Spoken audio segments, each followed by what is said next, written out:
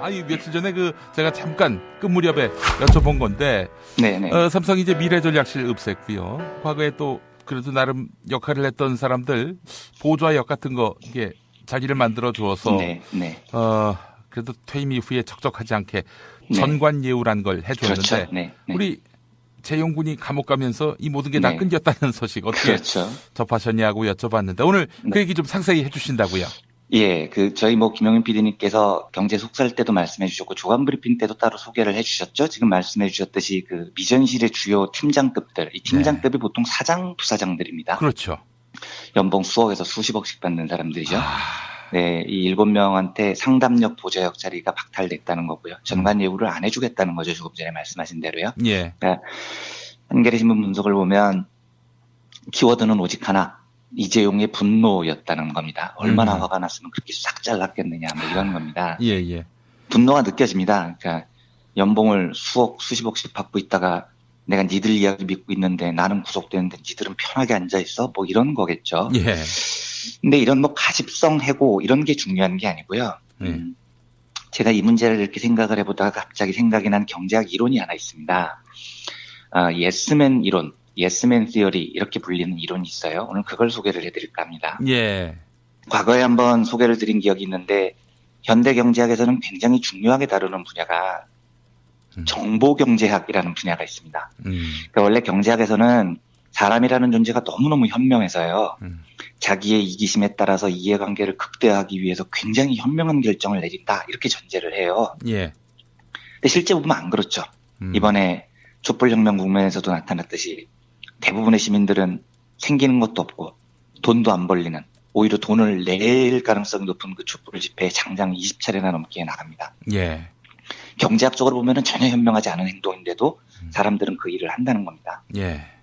근데 정보경제학이라는 분야에서는 왜 인간이 이렇게 자기 이해관계를 극대화하는 일에 전념하지 않고요. 때로 엉뚱한 일을 하느냐, 그 이유를 정보가 부족해서라고 설명을 하는 경제학 분야입니다. 예를 들면 이 정보경제학 분야에서 제일 중요하게 다루는 이론이 주인 대리인 이론이라는 게 있어요. 예. 이제 얼핏 제목만 들으면 주인 대리인 이론에서 주인이 더 많은 주도권을 쥐고 있을 것 같잖아요. 근데 그게 아니고요. 예. 이 이론에서는 주인이 멍청한 사람으로 묘사가 됩니다. 사례를 들어보면 이렇습니다. 용민이라는 주인이 있어요. 그리고 이제 완배가 대리인입니다. 예. 근데 이제 주인인 용민이가 딸기맛 사탕을 먹고 싶었던 거죠. 그래서 대리인은 완배한테 3,000원을 줍니다. 그리고 야, 완배야 슈퍼마켓 가서 딸기맛 사탕 좀 사와라. 이렇게 시킨 겁니다. 근데 대리인 완배가 돈을 들고 슈퍼마켓을 갔는데 이 상황이 중요합니다. 실제로 슈퍼마켓에서 사탕을 고르는 완배는 사탕에 대한 정보를 다 알고 있습니다. 예. 슈퍼마켓에서 딸기맛 사탕을 파는지, 그걸 얼마에 파는지 이런 걸 다 직접 눈으로 보고 정보를 취득하죠. 그래서 대리인은 다 알아요. 근데 정작 딸기맛 사탕을 사오라고 시킨 주인 용민이는 그 슈퍼에서 어떤 사탕을 파는지, 얼마에 파는지 아무 정보가 없습니다. 이때 바로 정보경제학에서는 정보의 불균형이 생긴다고 가르치는 겁니다. 예. 이 정보 불균형 상황에서 어떤 일이 벌어질 수 있냐면요. 대리인이 주인의 뜻을 어기고 속이는 거예요. 그러니까 3,000원을 받았는데 1,000원 딸기맛 사탕이면 2,000원을 남겨가야 되잖아요. 예. 근데 어차피 주인은 모르니까요. 용민이는. 자기는 3,000원을 다 썼다고 주장을 하고 딸기맛 사탕이 3,000원이던데요 하고 2,000원을 먹어버리는 겁니다. 예. 그러면 주인 입장에서 뭐라 그러겠습니까? 슈퍼에서 딸기맛 사탕을 얼마에 파는지 자기는 못 봤잖아요. 그러니까 화를 낼 수도 없고 때릴 수도 없고 그냥 딸기맛 사탕을 3,000원짜리라고 믿고 먹을 수밖에 없는 거예요. 예. 그러니까 정보가 없는 주인은 대리인의 말을 믿을 수밖에 없다. 이게 바로 주인 대리인 이론의 핵심 모델입니다. 예. 이 정보 불균형이 나타나는 대표적 분야가 정치입니다. 그러니까 시민들이 주인이고요. 시민들을 대리해서 뽑힌 국회의원들이 바로 대리인인 겁니다. 근데 이 상황에도 심각한 정보 불균형이 존재하죠. 그러니까 대리인인 국회의원은 다 알아요. 내가 어떤 사람인지, 국민을 위해서 일을 할 사람인지, 자기 이속만 챙길 사람인지, 그러니까 좋은 놈인지 나쁜 놈인지를 다 알죠. 예. 그런데 그 일을 맡긴 주인은, 시민들은 그 사람에 대한 정보가 없는 거예요. 그러니까 국회의원이 갑자기 주인한테 와서 주인님이 저보고 재벌개혁하라고 뽑으셨잖아요. 근데 제가 정작 국회에 가보니까요. 그게 이런 이유로 불가능하더라고요. 그러니까 적당히 재벌하고 타협해야 될 것 같아요. 이렇게 속여버리면은요. 예. 주인이 어떻게 방법이 없는 겁니다. 실제로 국회에 우리는 가본 적이 없으니까요. 예. 정보가 없으니까 대리인이 하는 말을 믿을 수밖에 없죠. 그래서 그래? 그러면 뭐 재벌하고 타협해. 이렇게 속아버리는 겁니다. 이걸 이제 정보 불균형 상태라고 이야기를 하죠. 자, 그러면 이 상황을요, 이재용의 구속에 대입을 시켜보겠습니다. 예. 이재용이 뭐 뇌물 등 여러 혐의를 지금 입고 법정에 섰는데요. 당연히 내가 구속이 안 되게 해달라 이러면서 대리인들을 내세웠겠죠. 그 대리인들이 바로 미전실 직원들입니다. 수십억씩 연봉 받는 유능한 변호사들이겠죠. 예. 이 상황에서도 심각한 정보 불균형이 존재합니다. 왜냐하면 주인인 이재용은 법을 몰라요. 지금 이 상황이 내가 구속될 상황인지 풀려날 상황인지 모릅니다. 근데 법을 잘 아는 거물급 변호사들로 구성된 미전실 팀장들은요, 상황을 알죠. 이대로 가면 구속될 것 같아. 이런 걸 아는 겁니다. 이 상황에서 서로 대화를 하는데 대리인이 주인을 속여버리는 거예요. 부회장님 절대 구속 안 되십니다. 걱정하지 마세요. 무죄를 주장하세요. 전부 부인하세요. 이렇게 조언을 해버리면 법을 모르는 주인 입장에서는 대리인을 믿을 수밖에 없지 않습니까? 그냥 속아버리는 겁니다. 딸기맛 사탕이 3,000원짜리인 줄 아는 거죠. 이 문제가 왜 생기느냐를 굉장히 정교하게 다룬 이론이 바로 예스맨 이론, 예스맨 시어리라는 겁니다.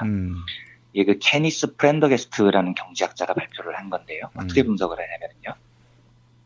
왜 주인에게 돈을 받은 대리인이 주인의 최대 이익을 위해서 헌신하지 않고 거짓말을 하느냐.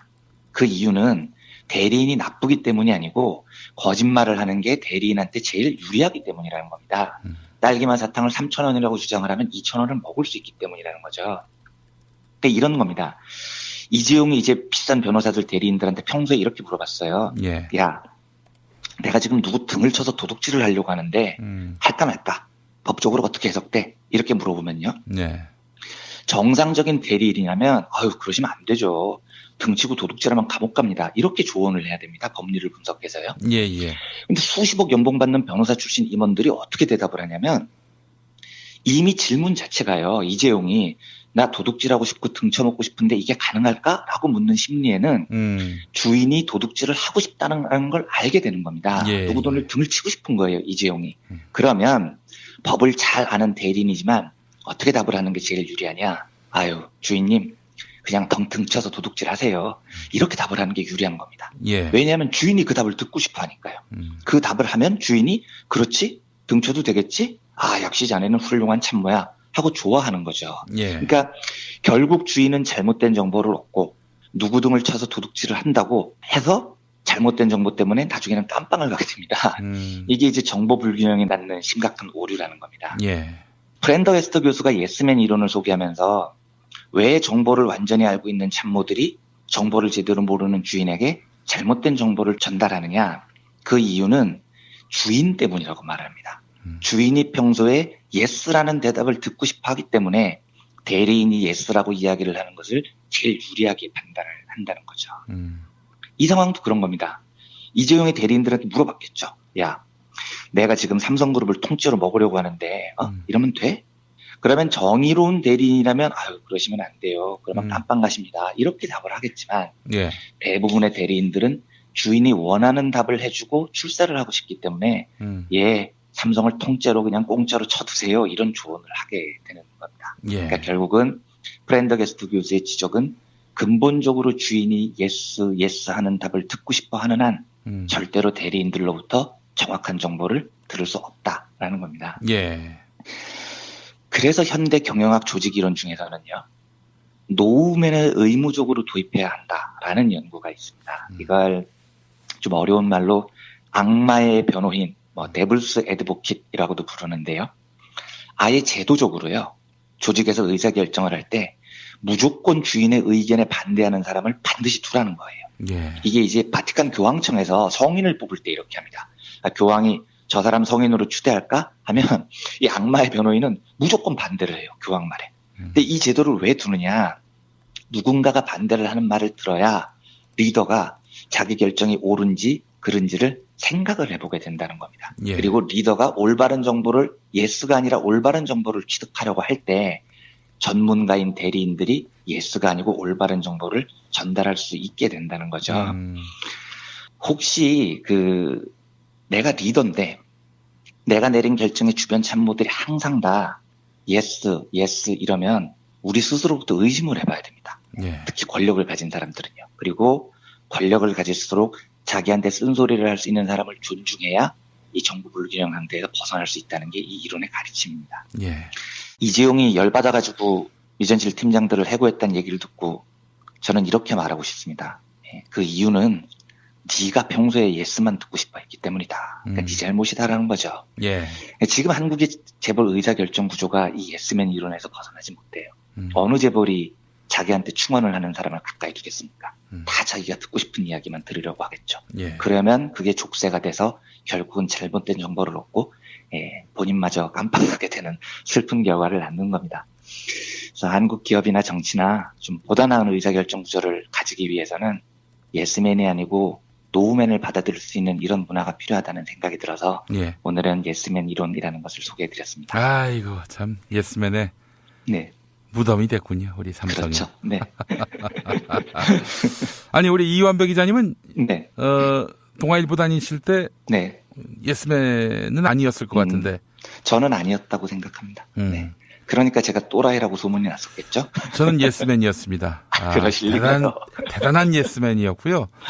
그래서 우리 사장님들이 저 때문에 굉장히 큰 충격을 받았을 겁니다. 아니, 그렇게 말씀하시면 제가 뭐가 됩니까? 아니, 저도 깊이 반성하면서, 예. 근데 사실은 그때는 네. 몰랐죠. 사장이 굉장히 좋은 일 많이 하는 분으로 생각을 했었는데, 네. 객관적으로 시야를 넓혀서 보니까, 그게 아니더라고요. 네. 예, 근데 네. 뭐, 제가 얘기한 건 다 20대 때 얘기입니다. 네. 철 모르던 시절의 얘기인데, 네. 이제는, 그럼요. 뭐, 풍상을 좀 겪으니까, 네. 한 10m 전에서 다가오는 사람의 네. 이 관상만 보고도 예, 똥인지 된장인지를 구분할 수 있는 그런 안목이 아니, 생긴 것 같습니다. 조직에서 예스맨 이런 걸 떠나서 김용민 PD님 지금 대사회적으로 노우맨을 하고 계시는데요. 항상 저항하시고요. 그런가요? 자유한국당원인데. 예. 깜빡 잊었습니다. 예. 저도 자꾸 PD님의 그 정체성을 자꾸 까먹게 되네요. 예, 그러면 안 됩니다. 예. 네, 제가 그 마지막으로 예. 자유당원이신 김용민 PD님께 주제넘게 아주 짧은 조언이나 충고를 한마디 아이고, 드릴까요? 좋습니다. 예, 예, 예. 네. 화이팅 하십시오. 파이팅! 알겠습니다. 파이팅 하겠습니다. 예. 자, 이완배 기자님 말씀 잘 들었습니다. 네, 감사합니다. 아니, 며칠 전에 제가 잠깐 무렵에 여쭤본 건데, 네네. 삼성이 이제 미래전략실 읍색고요. 과거에 또 그래도 나름 역할을 했던 사람들 보좌 역 같은 거 이게 자리를 만들어 주어서 네, 네. 그래도 퇴임 이후에 적적하지 않게 네. 전관예우란 걸 해주었는데 그렇죠. 네, 네. 우리 재용군이 감옥 가면서 이 모든 게 다 네. 끊겼다는 소식 어떻게 그렇죠. 접하셨냐고 여쭤봤는데 오늘 네. 그 얘기 좀 상세히 해주신다고요. 예, 저희 김용민 PD님께서 경제 속살 때도 말씀해 주셨고, 조간 브리핑 때도 따로 소개를 해 주셨죠? 지금 말씀해 주셨듯이 미전실의 주요 팀장급들, 이번에 촛불혁명 국면에서도 나타났듯이 대부분의 시민들은 생기는 것도 없고, 돈도 안 벌리는, 오히려 돈을 낼 가능성이 높은 그 촛불 집회에 장장 20차례나 넘게 나갑니다. 예. 경제학적으로 보면은 전혀 현명하지 않은 행동인데도 사람들은 그 일을 한다는 겁니다. 예. 근데 정보경제학이라는 분야에서는 왜 인간이 이렇게 자기 이해관계를 극대화하는 일에 전념하지 않고요. 때로 엉뚱한 일을 하느냐. 그 이유를 정보가 부족해서라고 설명을 하는 경제학 분야입니다. 예를 들면 이 정보경제학 분야에서 제일 이런 게 중요한 게 아니고요. 제가 이 문제를 이렇게 생각을 해보다가 갑자기 생각이 난 경제학 이론이 하나 있습니다. 예스맨 이론, 예스맨 시어리 이렇게 불리는 이론이 있어요. 오늘 그걸 소개를 해드릴까 합니다. 예. 과거에 한번 소개를 드린 기억이 있는데 현대 경제학에서는 굉장히 중요하게 다루는 분야가 정보경제학이라는 분야가 있습니다. 그러니까 원래 경제학에서는 사람이라는 존재가 너무너무 현명해서요. 자기의 이기심에 따라서 이해관계를 극대화하기 위해서 굉장히 현명한 결정을 내린다. 이렇게 전제를 해요. 예. 근데 실제 보면 안 그렇죠. 이 팀장급이 보통 사장, 부사장들입니다. 그렇죠. 연봉 수억에서 수십억씩 받는 사람들이죠. 네, 이 7명한테 상담력, 보좌역 자리가 박탈됐다는 거고요. 전관 예우를 안 해주겠다는 거죠. 조금 전에 말씀하신 대로요. 예. 그러니까 한겨레 신문 분석을 보면 키워드는 오직 하나. 이재용의 분노였다는 겁니다. 얼마나 화가 났으면 그렇게 싹 잘랐겠느냐, 뭐 이런 겁니다. 예, 예.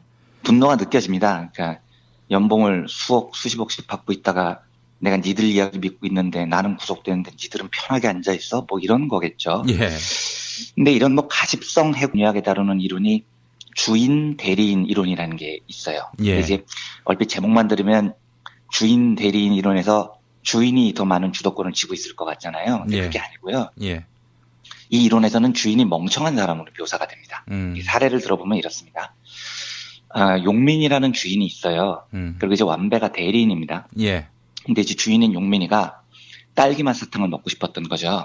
그래서 대리인은 완배한테 3,000원을 줍니다. 그리고 야, 완배야 슈퍼마켓 가서 딸기맛 사탕 좀 사와라. 이렇게 시킨 겁니다. 근데 대리인 완배가 돈을 들고 슈퍼마켓을 갔는데